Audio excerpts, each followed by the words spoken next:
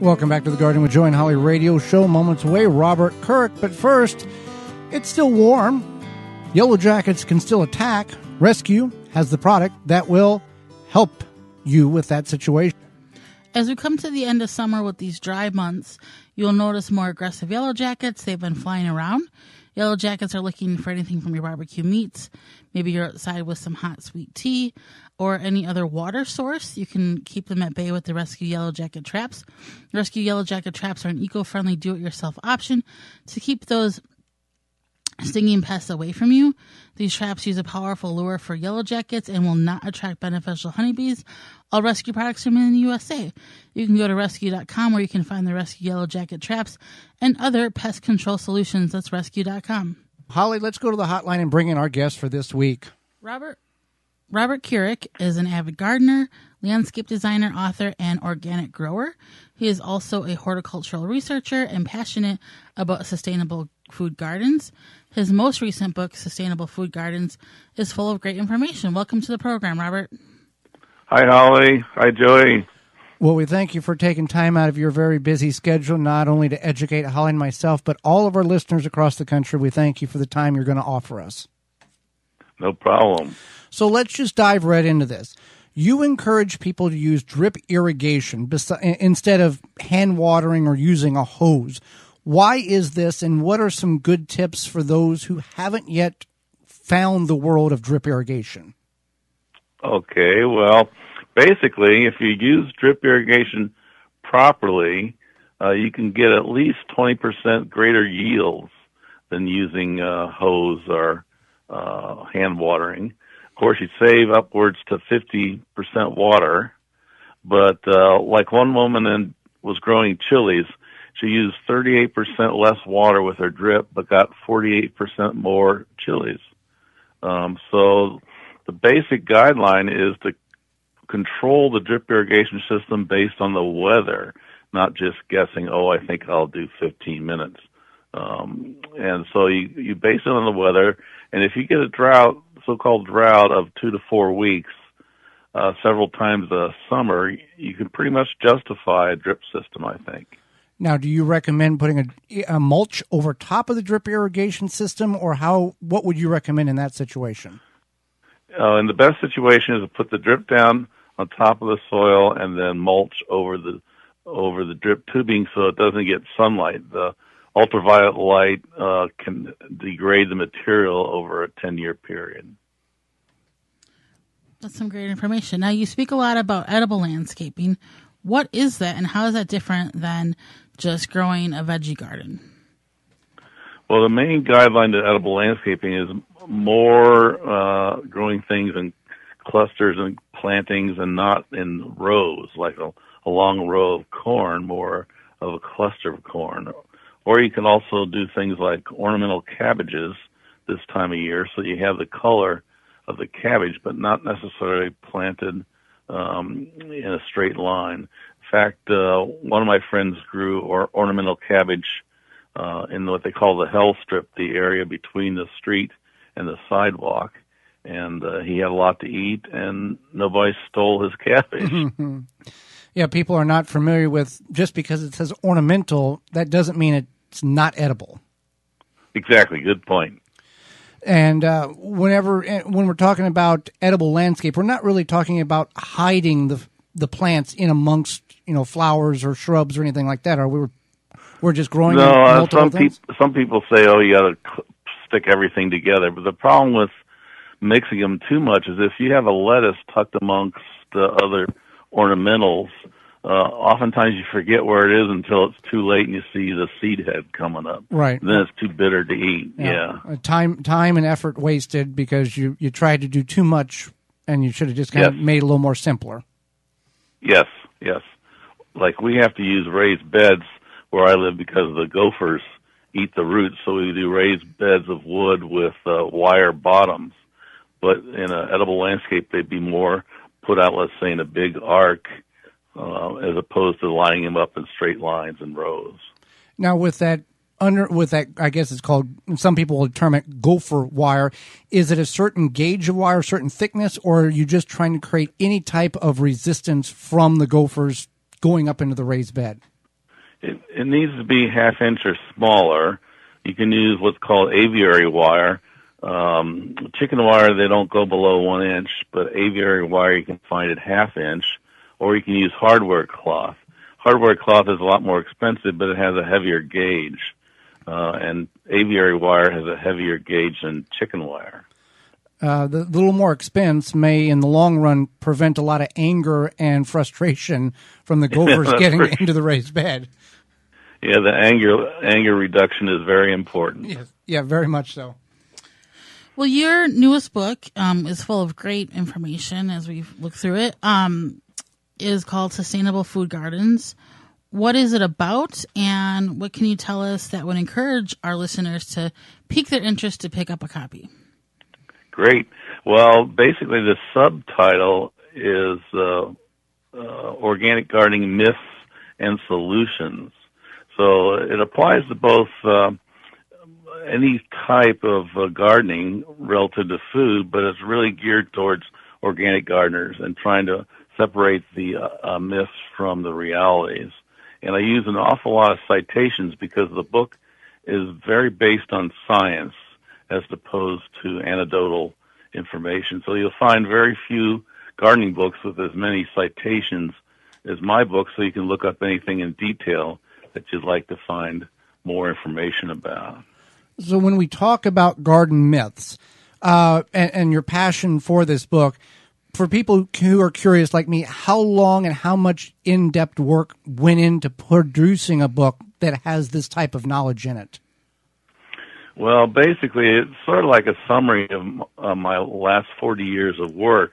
But I started 10 years ago writing the book a little bit, but I really went deep into it with the pandemic. So it took about 18 months to write and to lay out. I do all the page layout. So 18 months and 10, 20 hours a day, it seemed like. Okay, so we are talking with Robert Kourik. He's a author, avid gardener, and organic grower. So we love no-till gardening, and we understand that you are in that same element, that you love it as well. Why would you encourage gardeners to look at a no-till gardening method rather, and is there a place for tilling in the garden? Yes, I'm not a church of no-till. I believe that you pick the method to suit your needs. I have a lot of data in my books about the fact that the soil biota is very prolific in the top 4 inches, but drops drastically as you go 4 more inches deep, sometimes by 50% less microbes in the second 4 inches than the first 4 inches. And when you till the soil, you can destruct the microbes or make it difficult for them to live. But you can get a lot of value out of legumes by tilling them in as a green manure. So you grow the legume till it's 4, 5, 6 inches high, then you till it in, and then you can let it rest for a few weeks, and then you can plant so that you can increase your nitrogen content for free. And with those microbes, the key element to a healthy microbes is good organic material in the soil. I know like Florida has like 1 inch of organic material. We have 3 or 4 inches. How can people safely and organically build the levels of organic material in their garden, cost effectively? Yeah. Well, basically, green manuring can really speed things up fast. You just have to pay for the seed, and it doesn't take much seed to cover a small area. Next way to go is to do deep mulches and allow them to rot in place and improve the soil from the top down. If you really want to speed things up, I grow food on straw bales, and let the bales rot down, and they become like compost, and they develop the soil from the top down very rapidly.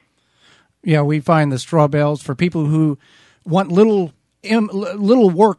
Straw bale gardening seems to be the mindset of that kind of individual. I want something easy but effective. Straw bales, if done right, works really well. Yes. You have to get enough nitrogen on top of the straw to start it decomposing, but if you do that right, Like I grew potatoes in great quantity on top of straw bales. So we love garden myths and debunking them, and I know your book is based on a lot of that. What is maybe your favorite or biggest garden myth, or both, and the truth behind it? Well, I like to say the aphids don't suck, that they're not actually a sucking insect. They have mouth parts that open and close, and so it's dependent upon the sap pressure for the sap to get into the aphid and come out. Now, why is that important? Well, the more you increase your nitrogen, the more you increase the sap pressure. So after a certain level of nitrogen, you've got so much sap pressure that you can support a much higher colony of aphids. So it really shows you how important keeping the nutrition balanced is. And that's why there are instructions on the back of fertilizer bags, because a little is good, a lot doesn't mean it's better. Exactly, especially nitrogen. A little bit of extra phosphorus or potash can actually reduce aphids. And that's the second and third number on all fertilizer bags for those who are unfamiliar with how that is registered and scored on a bag. Was there, in the process of making the book, was there any things that absolutely floored you, surprised you, that you thought, wow, how come I didn't know that already? Oh, well, I found an awful lot of citations about research studies that showed that beneficial insects can travel 50 feet, 100 feet, 500 feet into the field next to them, so that you really don't have to have plants in the sense of companion planting. You don't have to have them touching or right next to each other. So like what I do now in designs is I make flower gardens near the perimeter of the vegetable garden or the food, and the flower gardens become cut flowers, but also there's beneficial insect attractant.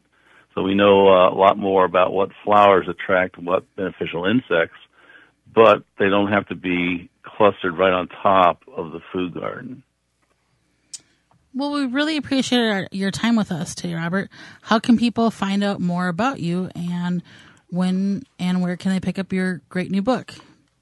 Great. Well, I have a detailed website, which is my name, no space, robertkourik.com, and it's Kourik.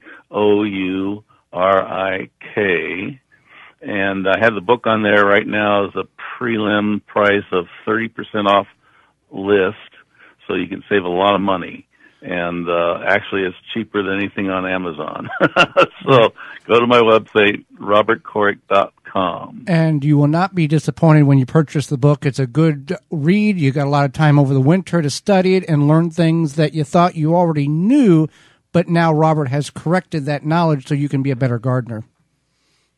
Yeah, it has 386 pages, so it'll take a while to go through. Absolutely.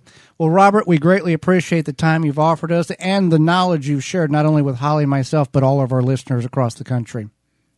Great. I really enjoyed it, Joey. And thanks, Holly. Absolutely. Hey there, gardeners. Thanks for checking out this segment of the Gardening with Joey and Holly radio show. If you like what you've seen, you can search through the channel and find full in-studio videos of the entire show. If you want to go another route, you can search for it on your favorite podcast platform by searching the Wisconsin Vegetable Gardener radio show or the Gardening with Joey and Holly radio show, and you can download it and take it with you. You can check out all past seasons at our website, thewisconsinvegetablegardener.com, under the radio tabs at the top of the page. We thank you for joining us. We hope you've learned and enjoyed the show, the segment, and we'll see you next time.